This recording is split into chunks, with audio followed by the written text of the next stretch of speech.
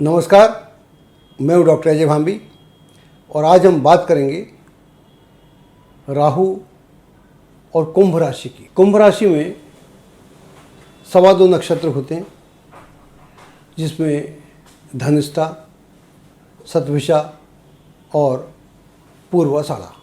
कुंभ राशि आकाश की महत्वपूर्ण राशि है और यह विकास के चरम को दर्शाती है। आकाश के विकास या ज़ोडिएक कि इवोल्यूशन की यात्रा है जो मेष राशि से शुरू होती है और कुंभ राशि में आकर वो मानव के विकास को भी दर्शाती है। ज़ोडिएक की यात्रा मेष राशि से शुरू होती है और उसका प्रतीक मेढ़ा है, यानी रैम।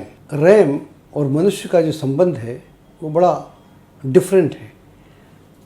रैम जो है, मेढ़ा जो है, जंगल में रहता है या पहाड़ में रहता है और उस समय मनुष्य या तो केव में रहता था, गुफा में रहता था, या झुग्गी झोंपड़े में रहता था।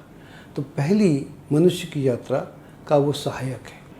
मेढ़े को मात्र सहायक कहना थोड़ा उसके साथ अन्याय होगा, बल्कि यूँ कहना चाहिए कि मानव के जीने का सहारा है। विकास के क्रम की दूसरी राशि वृष है, टॉरस है, और इसका प्रतीक बैल या सांड, बुल या ऑक्स है। बुल के साथ बुल ने आदमी को डोमेस्टिकेटेड होना सिखाया और बंजर ज़मीन को जोतकर उसके विकास की यात्रा को आगे बढ़ाया और साथ में उसे ग्रस्त भी बनाया। उससे पहले मनुष्य भटक रहा था। इसी क्रम में मिथुन राशि जो है वो आकाश में युग्म, स्त्री और पुरुष के आलिंगन की यात्रा है। यहाँ से मानव के विकास का एक नया अध्याय शुरू होता है और वो अब जुड़ने को तैयार है, बंधने को तैयार है। बंधने का साइन है स्त्री पुरुष का मेल। और मनुष्य की यात्रा में यह एक बहुत बड़ा जंप था। कर्क राशि का प्रतीक केकड़ा या क्रैब है। केकड़ा के बारे में ऐसा बोलते हैं कि वो अपनी पीठ पर पूरा घर लेके चलता है। एक मुझे शेर याद आ रहा है, एक मेरे मित्र ने सुनाया था कि बेशहर सही बेघर ना कहो साबिर को, अपने कांधे पे अपना मकान लिए फिरता है। तो ये अपना मकान अपने कांधे पे लिए फिरता है। ये क्रैब के बारे में बात करते हैं, केकड़े के बारे में बात करते हैं। और इसकी जो आँखें हैं वो दूरबीन की तरह होती हैं, टेलीस्कोप। ये दूर की यात्रा को देख सकता है। तो इसने मनुष्य की जो सोच है उसको कई गुना आगे बढ़ा दिया। तो वहाँ से तो आदमी कभी कवि हो जाता है, कभी साहित्यकार हो जाता है, कभी संगीतकार हो जाता है, कभी फिलोसोफर हो जाता है, और कहीं दुनिया के जितने भी रिसर्च हैं, सृजन के मार्ग खुलना शुरू हो जाते हैं। और इस राशि का स्वामी वैसे भी चंद्रमा है, तो आप जानते हैं। तो चिंतन, मनन, विचार का अथाह समंदर यहाँ से व्यक्ति के मन से निकलना शुरू होता है। और यहीं पर, चूँकि ये वाटर का साइन है, यहीं पर उसकी जो भावनाओं में जो गुलाटियाँ होती हैं, जो ऊपर नीचे होता है, वो भी शुरू हो जाता है। तो यहाँ से आदमी के इमोशन की यात्रा भी शुरू होती है और इमोशंस हर समय अच्छे नहीं होते। सिंह राशि मूलतः तो आत्मपरक राशि है, लेकिन आत्मा की फिक्र तो बिरले करते हैं। लेकिन अहंकार, घमंड में हर आदमी कभी न कभी फंसता है। तो ये आपके अहम और घमंड की बात को दर्शाता है, जो हर आदमी के भीतर होता है। आपकी राशि सिंह हो कोई ज़रूरी नहीं है, लेकिन घमंड और अहम ना हो ये पॉसिबल नहीं है। ऐसा व्यक्ति दुनिया को भले जीत ले, लेकिन अपने अहंकार का शिकार हुए बिना नहीं रहता। आकाश के उद्भव के साथ साथ मनुष्य का विकास भी हुआ है। इवोल्यूशन का संबंध तो आकाश से है, लेकिन वो प्रखर मनुष्य में ही होता है। इसलिए वेद बोलते हैं यत पिंडे तत् ब्रह्मांडे। इस राशि में जो यौवना है वो अपना सब कुछ दांव पे लगाकर स्त्री होने की फिराक में है। वो स्त्री होना चाहती है कि मैं अपने यौवन को छोड़ सकती हूँ क्योंकि वो मासूम कन्या है, जो यौवन की दहलीज पर है, वो यौवन का त्याग करने को तैयार है, बशर्ते उसे स्त्री और माँ बनाया जाए। और इस राशि ने ही आदमी के अहम को बहुत तरीके से रोका है, कभी बेटी के रूप में, कभी पत्नी के रूप में, कभी बहन के रूप में, कभी माँ के रूप में। तो राशियों का महत्व ऐसा भी है, पूरे समाज को हम राशियों में देखते हैं। और यहाँ पर आदमी अपने अहंकार को छोड़कर खुद को पाने की होड़ में लग जाता है। झुकता तो आदमी वही है, स्त्री की गोद में, चाहे माँ हो या बेटी हो या पत्नी हो। तुला राशि जीवन को भौतिक तुला या बैलेंस प्रदान करती है।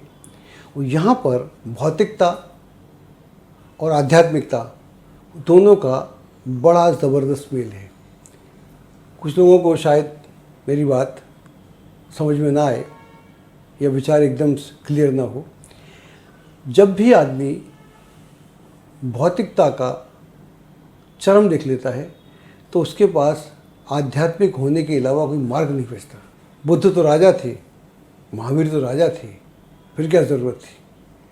तो प्रचुर मात्रा में भौतिकता देखने के बाद ही मालूम पड़ता है कि अब इसमें रखा क्या है। गरीब के लिए तो अन्न से बड़ा कोई देवता नहीं होता। जब भी भौतिक सुखों को झेलने की भूख मिट जाती है तो व्यक्ति स्वतः ही धार्मिक या आध्यात्मिक हो जाता है। वृश्चिक राशि, जिसका प्रतीक एक अथाह जलाशय है, उसकी था पाना भी आसान नहीं है। अगर मानव अपनी भावनाओं के भंवर में ना फंसे तो वो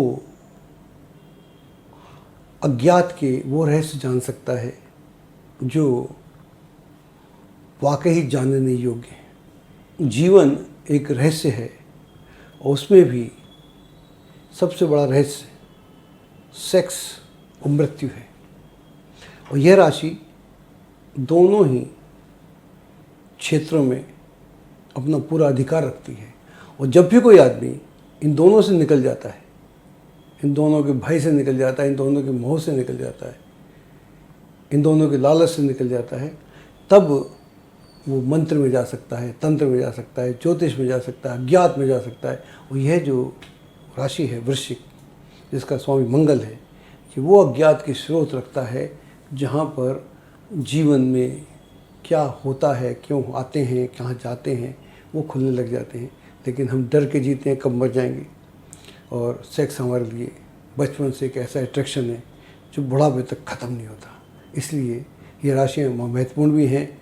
हम खुद को जाने तो हम ग्रहों में ग्रह कौन सा बैठा है उसको भी जान सकते हैं। धनु राशि एक दूसरे जगत की बात करती है, जहाँ पर मानव और उच्च कोटि के पशु अश्व का अद्भुत मिलन है। अगर इसका प्रतीक देखेंगे, प्रतीक चिन्ह, तो आपको महसूस होगा कि घोड़े के पांव ज़मीन में गड़े हुए हैं, आधा उसका पोर्शन धड़ बाहर निकला हुआ है, और उस धड़ से एक आदमी निकलता है और उसके हाथ में धनुष है, प्रत्यंचा उसकी खिंची हुई है, वो कहीं दूर लक्ष्य ढूंढ रहा है। तो यहाँ पर इवोल्यूशन का एक नई यात्रा है। तो पशु एनर्जी, वो भी उच्च कोटि का पशु, अश्वनी, अश्व, और ज़ोडिएक की यात्रा अश्वनी से शुरू होती है। ये बड़ा महत्वपूर्ण है। इसलिए ये जो साइन है बहुत ही महत्वपूर्ण हो जाता है। धनु राशि यहाँ पर उससे प्रत्यंचा चढ़ा रखी है, दिशा नहीं मालूम। अगर वो दिशा का ज्ञान कर ले, लक्ष्य का ज्ञान कर ले, तो वो कमाल कर सकता है। तो यह राशि इस दुनिया में प्रत्येक व्यक्ति को एक चांस देती है। आपका कोई लग्न हो, कोई राशि हो, डजंट मैटर, कि आप अगर लक्ष्य आपका निर्धारित है तो ऐसा कुछ भी नहीं है जो अप्राप्य हो, जो इम्पॉसिबल हो। हमारा लक्ष्य ही निर्धारित नहीं होता। लक्ष्य को निर्धारित करने के लिए आप अपनी एकाग्रता को बढ़ाएं, फोकस को बढ़ाएं, तो फिर बात निकलेगी तो दूर तक ही जाएगी। धनु राशि तक आते आते आकाश की यात्रा एक नई ऊंचाई पर पहुंच जाती है और बहुत द्रुत गति से ये फिर वहाँ से आगे बढ़ने लगती है। धनु राशि इसलिए भी महत्वपूर्ण है क्योंकि इसे विष्णु की नाभि या गैलेक्टिक सेंटर बोला जाता है, आकाश का। तो वो सेंटर है जो इसको जान लेता है वो भौतिक और आध्यात्मिक जगत के सारे रहस्य जान सकता है। दुनिया को या ब्रह्मांड को नापने का कार्य भी इसी राशि के द्वारा किया जाता है मूलतः। और इस राशि का स्वामी आप जानते हैं बृहस्पति। मकर आकाश की 10वीं राशि है और इसका संबंध मनुष्य की गतिशीलता को दर्शाता है। राशि का स्वामी जो है उसे कहते हैं शनि शनि शनिश्चरा। वो चलता तो धीरे है लेकिन बहुत स्टडी होता है। तो वो इस दुनिया के किसी भी कछुए से ज़्यादा अनुशासनबद्ध होता है, इसलिए वो इस दुनिया के तमाम खरगोशों को हराने की क्षमता रखता है। शनि की चाल में क्रमश का बहुत महत्व है। जब भी कोई काम क्रमशः किया जाता है, एक प्रतिबद्धता के साथ किया जाता है, एक अनुशासन के साथ किया जाता है, तो फिर उसकी चाल बहुत दूर तक निकल जाती है। कुंभ राशि आज हम जिसकी बात करने जा रहे हैं वो आकाश और मानव की चरम को दर्शाती है। यहाँ पर आकर मानव ने जो भी पाया है उससे उसका पात्र ना केवल लबालब भरा हुआ है बल्कि छलक भी रहा है। यहाँ आकर अहम, घमंड, अहंकार, लोभ, लालच, बेईमानी सब अपने से ढहना शुरू हो जाते हैं। इसीलिए हम देखते हैं कि इस दुनिया का प्रत्येक आदमी कुछ ना कुछ अपनी क्षमता से बांटना प्रारंभ भी कर देता है। वहाँ वो ये भी नहीं सोचता कि ये अपना है या पराया। इस दुनिया में ऐसा कोई आदमी ना तो हुआ ना होगा जिसने अपनी क्षमता के अनुसार अपने लोगों को या पराये लोगों को, उसके पास ज्ञान हो, धन हो, अनुभव हो, संपदा हो, उससे बांटने में आनंद ना लिया हो। कंजूस से कंजूस आदमी भी कभी ना कभी कुछ तो बांटता है। तो ये वो राशि है जो आपको बांटने की कला सिखाती है। जब तक आप बांटेंगे नहीं तो आपका ग्रोथ नहीं होता। तो अगर इस दुनिया में आज भी इस दुनिया चलती है तो उसका श्रेय मैं इस राशि को दूंगा कि यहाँ पर आदमी बांटना चाहता है। बल्कि चाहे टेररिस्ट हो, डाकू हो, वो भी कहीं ना कहीं दया और करुणा लेके घूमता है।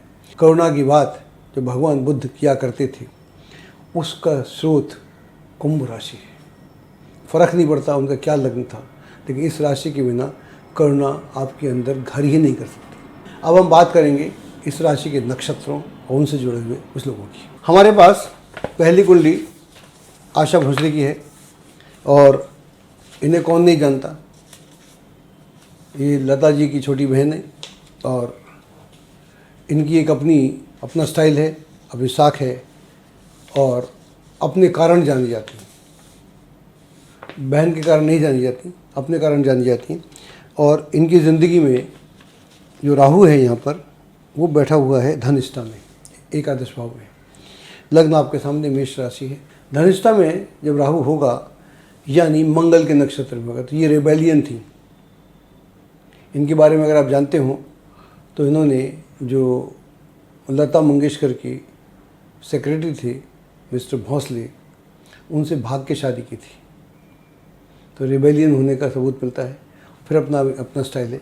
व्यक्तिगत बात नहीं कर रहा हूँ, लेकिन यहाँ पर राहु वो ऊर्जा देता है, एनर्जी देता है कि आप उस समय के समाज के लिए बहुत बड़ी बात थी। फिर उसके बाद इन्होंने अपनी कम उम्र के आर.डी. बर्मन से शादी की। ये आप सब जानते हैं, इन बातों का ज़्यादा मतलब नहीं। 71 में 1971 में और चली 89 तक। इस दौरान इनसे पहले का कैरियर देखें, उसके बाद का देखें तो इनका स्टाइल अलग हो गया। इस दौर में जो उन्होंने गाने गाए वो अलग थे। उससे पहले गाने गाए बहुत अच्छे थे। इसके बाद इनका स्टाइल अलग है। आर.डी. बर्मन का देन थी, औरों की देन थी। सबके साथ काम किया हुआ है, जितने म्यूज़िक डायरेक्टर थे, सारे जितने लिरिक्स थे, सबके साथ काम किया हुआ है। और इनका स्टाइल गज़ल हो, सिंगिंग हो, भजन हो, कुछ हो, कव्वाली हो, टॉप क्लास हैं। तो राहु में आप अपने को खोज लेते हैं। और 71 से अगर 89 का आप कैरियर देखें तो बेहतरीन कैरियर था। उससे पहले अच्छा था, उसके बाद बहुत अच्छा नहीं हुआ। एक फिल्म थी उमराव जान, आपने देखी होगी। उसमें जो इन्होंने खय्याम म्यूज़िक डायरेक्टर के साथ गाने गाए थे, गज़ल्स गाई थी। कहती हैं कि मैं खुद की आवाज़ नहीं पहचान पाई, एक नया स्टाइल था। ये फिल्म शायद 82-83 में आई थी। तो ये वो स्टाइल देने वाले लोग हैं। बाकी कैबरे हो, कोई नृत्य सॉन्ग हो, इसमें इनका जवाब नहीं था, सानी नहीं था। तो यहाँ पर दशाएं और भी होती हैं, लेकिन राहु का अपना कमाल आपको देखने को मिलता है। एक और कुंडली है मेरे पास, ये सैफ अली खान की कुंडली है। वृश्चिक लग्न है, आप देख पा रहे हैं। और इनका जो राहु है वो सतभिषा में है, यानी अपने ही नक्षत्र में। तो राज परिवार से हैं, माँ भी बहुत बड़ी एक्ट्रेस थी हैं, पिता क्रिकेट के कैप्टन थे, मंसूर अली खान पटौदी। तो बड़े परिवार से हैं। तो इनको भी राहु की दशा आगे इत्तेफाक से ना आए तो फ़र्क नहीं पड़ता। सतभिषा में राहु है तो राहु अपने नक्षत्र में इस्टेब्लिशमेंट तो देगा। और ये 16 साल की उम्र में राहु की दशा आई थी, 34 में ख़त्म हुई। तो 86 से लेकर 2004 तक इसमें इन्होंने अपने को ढूंढा और खोज नहीं पाए। फिर इनकी दूसरी इनिंग शुरू होती है। पहला विवाह हुआ अमृता सिंह से, 2004 के आसपास ख़त्म भी हो गया। उसमें 2-3 बच्चे हुए, बच्चे बहुत अच्छा कर रहे हैं। तो अपनी ज़िंदगी है, लेकिन राहु खुद को खोजने के लिए एक मौका देता है। और कम उम्र में दिया और कम उम्र में देखा, खोजा। जो खोज राहु की खोज होती है वो कई बार आगे जाकर रिजल्ट देती है। कई लोगों को वहीं का वहीं रिजल्ट देती है, लेकिन हम खोजते राहु में ही हैं। चाहे प्रत्यंतर दशा हो, अंतरदशा हो, महादशा हो, तो क्या कहने। लेकिन अगर आप देखेंगे 16 से 34 के बीच में ही इन्होंने अपने को खोजा।